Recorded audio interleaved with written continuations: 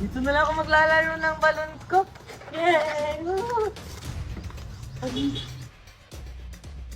Ano na, yung balon ko napunta sa kabilang bakod. Anong gagawin ko? Ayun, may daanan dun. May balon. Kanino kayang balon yan? Tulong! Nasaan kaya yung balon ko? Sino kaya sumisigaw na humingi ng tulong? Tulong! Si Megan yun ah! Dito pala nila tinago si Megan!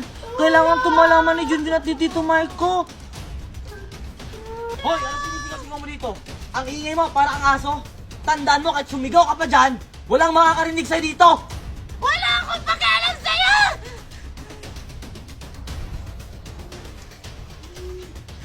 Saan to galing? Hindi ko alam! Diya ka pala humingi ng tulong ha?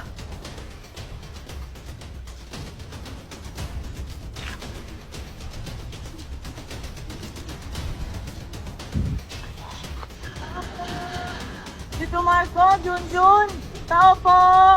Subukan lang nilang saktan yung anak ko. Junjun, Sir Marco, tao po! Junjun, may tao sa labas. Pagbuksan mo. Ah, sige po, Daddy!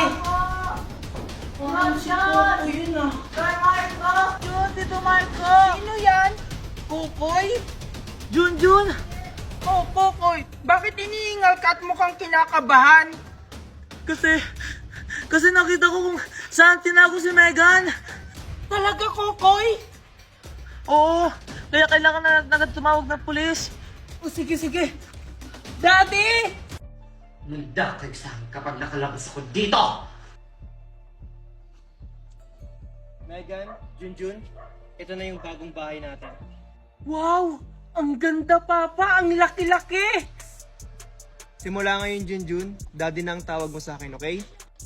Okay, Daddy. Thank you, Daddy! Ang ganda-ganda ng bahay natin! Junjun? Ano yan, Megan? Sir Marco!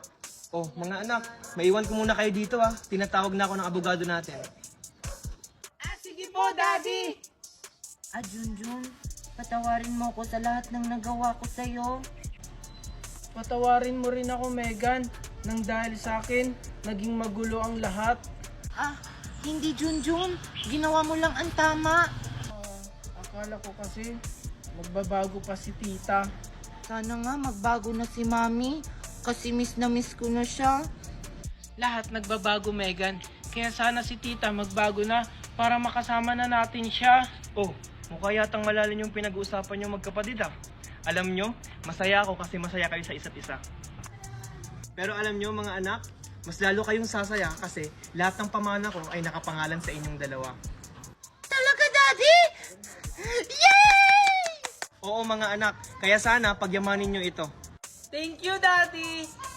Daddy, oo nga pala, may napili na po akong charity. Charity? Oo po, yung kalahati po ng pera na galing sa inyo, ibibigay ko po sa charity sa mga batang naulila na po. Wow, ang bait mo talaga, Junjun. Daddy, pwede ba nating dalawin si Mami? Oo naman. Tumakas sila! Habulin niyo sila! Sige, boss. Anak Junjun, maraming salamat sa'yo. Nang dahil sa'yo, nalaman ko lahat ng sikreto ni Valerie. Walang anuman yun, Papa. Ang mahalaga ngayon, mahuli natin ngayon si Tita Valerie. Pero ang tanong, Junjun, mahuhuli kaya natin siya eh? Ang galing-galing pa naman magtago nun. Huwag kang mag-alala, Papa. Naplano ko lahat na ang gagawin. Nakipagtulungan ako sa mga pulis.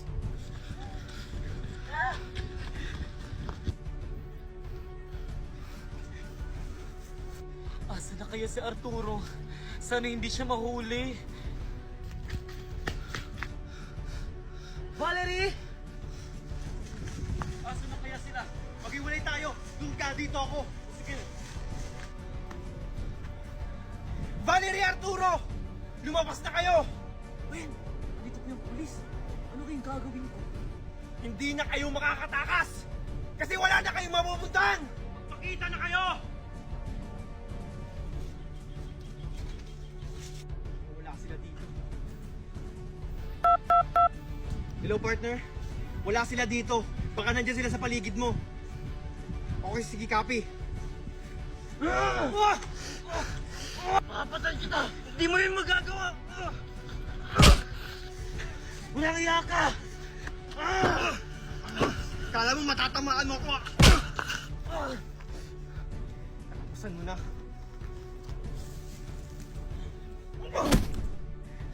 Sabi ko naman sa'yo, hindi mo ako kaya eh.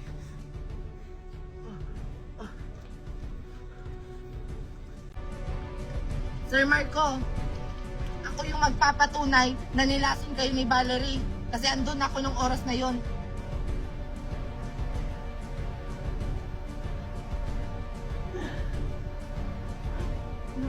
Nasaan ba yan? Ano kayong gagawin ng Valerie? Sir Marco? Junjun! Walang iya ka, Valerie. Bakit mo nagawa sa akin yon? Hindi lang yan, Papa, may isa pa. Tawin niyo nga ako. Boss Junjun, ito na siya. Arturo! Ano, Valerie? Tita Valerie. Unahan lang yan. Mami, ba't mo to ginawa kay Daddy? Walang iya ka, Valerie. Minahal kita ng totoo. Pinagkatiwalaan. Tapos ganito na ang gagawin mo sa akin. Dahil dyan, mabubulok ka sa kulungan. Hindi! Hindi ako makukulong! Nakikita mo ba ito, Marco? Tandaan mo, nasa akin pa rin lahat ng mga papel ng mga ari-arian mo. Tumakas sila! Habulin niyo sila! Hindi totoo yan, anak. Napakawalang hiya mo talaga, Junjun. Sino kayo? Anong kailangan niyo sa akin? Huwag kang mag-alala, Boss Marco. Di ka namin sasaktan. Basta sumunod ka lang sa amin. Anong gagawin niyo sa akin? Saan niyo ako dadalhin? Basta sumunod ka lang sa amin.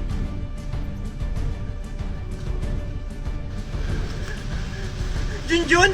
Valerie, Megan? Ano nangyayari dito? Asawa! Daddy! Ang sagradong anak mo lang naman ang kumidnap sa'yo! Totoo ba yun, Junjun? Na ikaw yung may kagagawan nito? Oo, Papa! Ako ang nagpakidnap sa'yo dahil gusto ko lang ilayo kayo sa babaeng yan! Alam niyo ba, Papa, habang nagsasama kayo ni Tita Valerie, may iba siyang lalaki! At isa pa, siya din ang may dahilan kung bakit kayo na ospital! Nilason ka niya, Papa! Hindi totoo yan, Marco! Dahil sinungaling siya! Dahil alam mo naman na magaling siya gumawa ng kwento dahil isa siyang pulube! Bitawan niyo ako! Hindi ko na alam kung sino yung paniniwalaan ko sa inyo! Ako, Papa! Ako! Ako paniwalaan mo! Dahil ako ang asawa mo! Ako, Papa, dahil may ebidensya ako! Junjun! Sinasabi ko na nga ba, ikaw ang may pakana nito! Pero Mami, wala ka namang sinabi! Manahimik ka! Paano ka nakalaya, Junjun? Di ba nasa kulungan ka?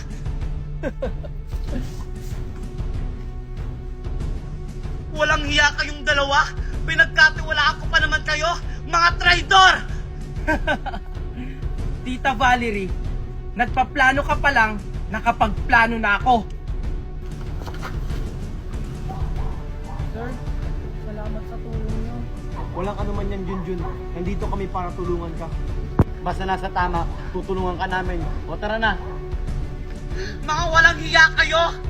Nasaan ang asawa ko? Ilabas niyo si Daddy! Nasaan ako? Valerie? Megan? Junjun? Nasaan kayo? Daddy? Mami! Boses yun ni Daddy! Marco! Asan ka? Junjun! Ilabas mo ang asawa ko! Hindi ko ibibigay si Papa sa'yo dahil masama kang babae! Hindi masamang babae yung mami ko! Sadyamalan niyo si Daddy! Alam mo, Junjun, ikaw yung masama kasi kinidnap mo si Daddy! Manahimik ka, Megan, kasi wala kang alam. Alam mo ba na may kabit ang mami mo? Mami! Totoo po ba yun? O di ba wala kang alam, Megan? Pero para mas malaman ng lahat, tawagin niyo si Papa. Sige, Junjun. Wag na lang po, Papa. Kaya ko naman pong labahan to. Hindi, Junjun. Sobra na kasi yung ginagawa sa'yo. Oo na, Daddy! Kasalanan ko na! Ano, Junjun? Masaya ka na? Hayaan mo na sila, anak. Papasok ka sa school. Tara. Anak, Megan, bilisan mo dyan, magsha-shopping tayo. Ah, Mami? Ngayon na tayo mag-shopping? Kaya nga bilisan mo dyan kasi ngayon tayo magsha-shopping. Ah, sige po, Mami. Oh, Manong, anong ginagawa mo sa harap ng bahay namin? Ah, andyan po ba si Sir Marco? O bakit? Anong kailangan mo sa asawa ko? Ah, kayo po pala yung asawa ni Sir Marco. Ah, pakibigay na lang po kay Sir Marco. Ano ba to? Basta, si Sir Marco lang yung nakakaalam yan. O sige po, alis na po ako. Manong, wait ang kinaka... Teka, ang bilis naman ng Manong na yun. Ano kaya binigay niya kay Marco? Eh, parang ang hirap buksan nito.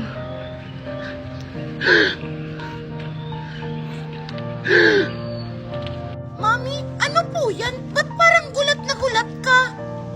Hindi to maaari, Megan. Dapat tayo may karapatan nito. Ano, Mami? Ano po ba kasi to?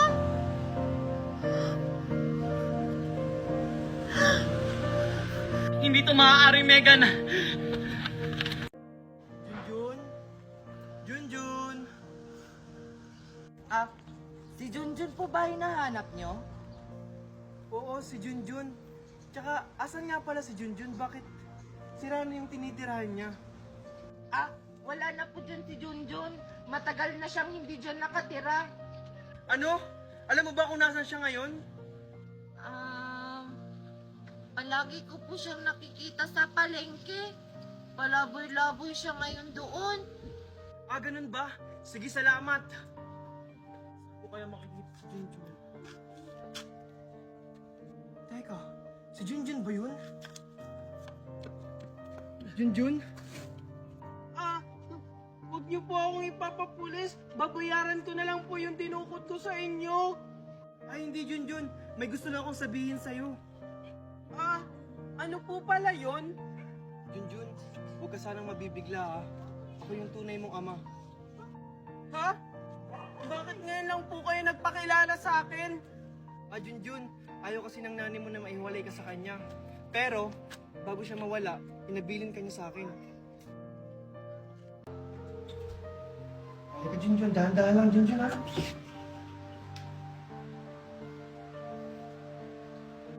Surprise, Junjun! Welcome back! Wow! Hindi na po kayo galit sa akin? Siyempre naman, Junjun! Hindi na ako galit sa'yo! Kalimutan mo na yung Junjun. Hayaan mo makabawi ako sa'yo. Valerie, Megan, masaya ako kasi tanggap niya si Junjun. Junjun, habang buhay kong tatanong utang na loob yung pagligtas mo sa akin. Junjun, sana mapatawad mo kami sa lahat ng mga nagawa namin sa'yo. Alam mo, proud na proud ako sa'yo kasi mas pinili mo pa rin ang pagiging mabuting bata sa amin. Okay lang po yun, tita. Ang mahalaga po, magkakasama po tayo ngayon. Oh, tama na yung drama. Nagugutom na kami ni Junjun. Sorry, Junjun. Okay lang po. Tara, tara.